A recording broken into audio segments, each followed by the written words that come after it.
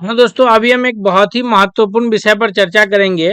आपको स्क्रीन पर यह पत्र दिख रहा होगा और इस पत्र को लेकर के बहुत सारे भ्रामक खबर चारों तरफ से फैले हुए हैं कि एनआईओएस के जो लोगों ने डीएलएड किया है उनकी डिग्री इनवैलिड हो गई, अब उनकी नौकरी चली जाएगी।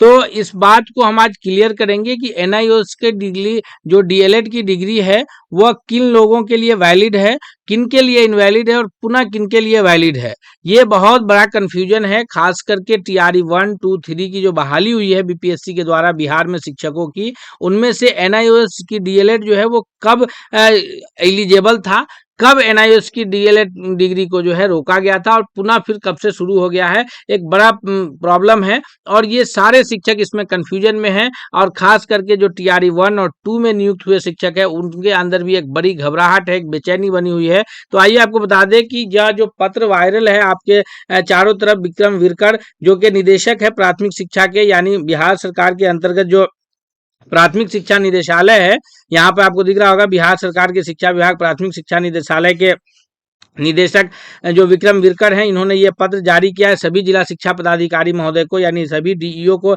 पत्र जारी करके इन्होंने कहा है कि जो बीपीएससी की विज्ञापन संख्या है 22/2024, जिसके तहत टीआरई 3 की नियुक्त एनआईओएस से 18 माह के डीएलएड कोर्स धारण करने वाले विद्यालय अध्यापक यानी जो स्कूल टीचर की नियुक्ति हुई है उसका सेवा समापन करने के संबंध में इस खबर को ऐसे भ्रामक फैलाया जा रहा है कि एनआईओएस से डीएलएड डिग्री किए हुए सारे शिक्षक जो है वो उनकी सेवा समाप्त हो जाएगी। तो ऐसी बात बिल्कुल नहीं है दोस्तों। एनआईओएस से जिन लोगों ने भी डिग्री किया है उनकी डिग्री पूरी तरह वैलिड है।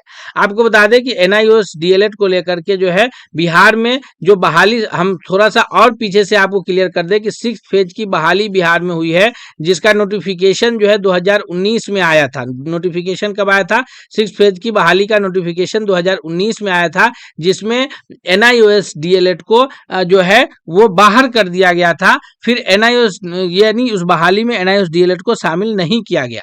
उस बहाली में एनआईओएस डीएलएड को जब शामिल नहीं किया गया तो एनआईओएस के अभ्यर्थियों ने पटना हाई कोर्ट में जो है यहाँ पर एक याचिका दायर किया पटना हाई कोर्ट में, और फिर वहां पर पटना हाई कोर्ट में उनकी बातें सुनी गई और पटना हाई कोर्ट का फैसला आया कि 6 फेज की बहाली में एनआईओएस डीएलएड किए हुए अभ्यर्थियों को शामिल किया जाए जो एलिजिबल धारण रखते हैं, यानी जो डीएलएड कर चुके हैं और सीटेट पास हैं उनको शामिल किया जाए। तो उसके पटना हाई कोर्ट के जजमेंट के आधार पर फिर पुनः उन्हें शामिल किया गया और 6 फेज में जो नियुक्ति पत्र 2022 में बटा तो उसमें जो लोग भी एनआईओएस से डीएलएड किए हुए थे और सीटेट पास थे और जिनका नियोजन इकाई के द्वारा जो है काउंसलिंग के पश्चात उनका सिलेक्शन हो पाया था, उनको नौकरी मिल गई और वो छठे चरण में बहाल हो गए। उसके बाद बात आती है फिर आगे चल के 2023 में बिहार सरकार ने बीपीएससी के जरिए टीआरई 1 के थ्रू शिक्षकों की बहाली शुरू की।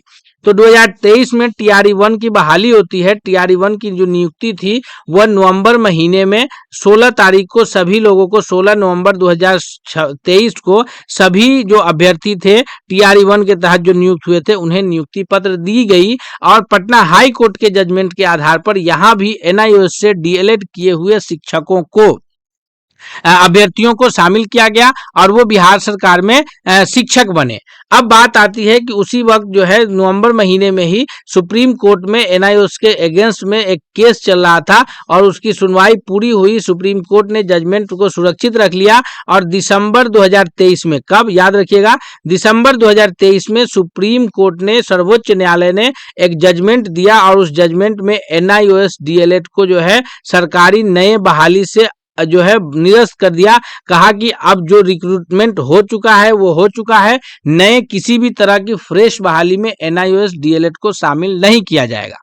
आपको बता दें तब तक ये दिसंबर 2023 से जजमेंट आने से पहले तक टीआरई 2 के लिए शिक्षकों की नियुक्ति के लिए फॉर्म भराया जा चुका था और पटना हाई कोर्ट के जजमेंट के आधार पर जो अभ्यर्थी थे टीआरई 2 में फॉर्म भर चुके थे बीपीएससी टीआरई 2 में।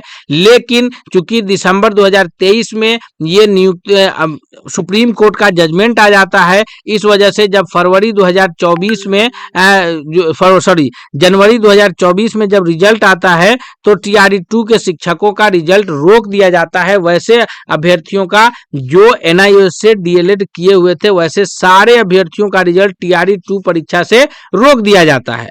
और उसके बाद फिर फरवरी 2024 में जो है टीआरई 3 के लिए नोटिफिकेशन जारी किया जाता है, जिसमें बीपीएससी के द्वारा यह बात क्लियर की जाती है कि चूंकि सुप्रीम कोर्ट ने एनआईओएस डीएलएड वालों को जो है सुप्रीम कोर्ट के द्वारा एनआईओएस डीएलएड को अमान्य करार दिया गया है, इसलिए टीआरई 3 की बहाली के जो नोटिफिकेशन आया उसमें एनआईओएस डीएलएड वाले को फॉर्म भरने से मना किया गया।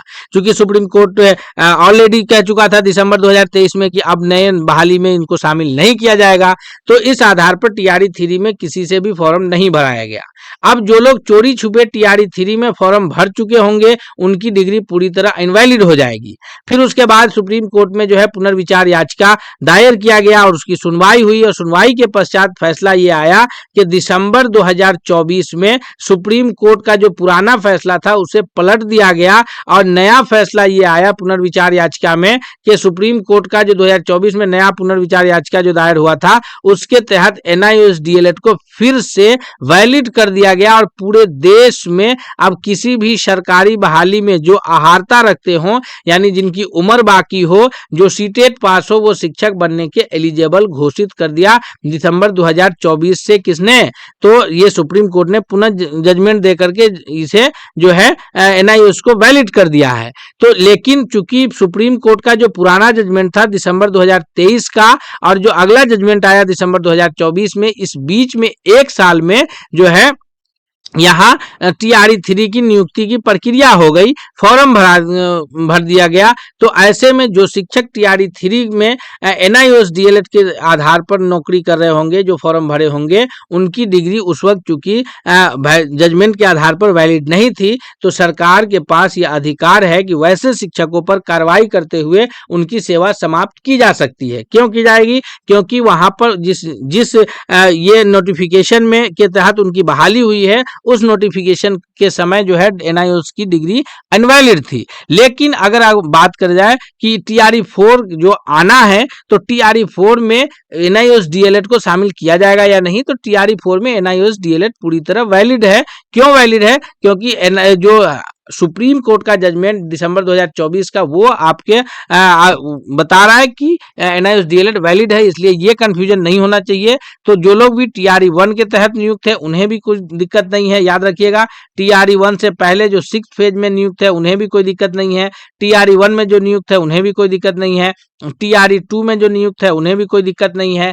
आगे टीआरई 4 में नियुक्ति के लिए परीक्षा देने में भी कोई दिक्कत नहीं है। केवल दिक्कत टीआरई 3 में नियुक्त हुए शिक्षकों को है, जो आपको हम अभी डिटेल्स में बता चुके हैं। हम उम्मीद करते हैं कि यह जानकारी आपको पसंद आई हुई होगी। अगले अपडेट्स के लिए आप हमारे चैनल के साथ बने रहिए। चैनल को सब्सक्राइब कर लीजिए, बेल आइकन को प्रेस कीजिए। हम अगला नया अपडेट आपको उपलब्ध कराते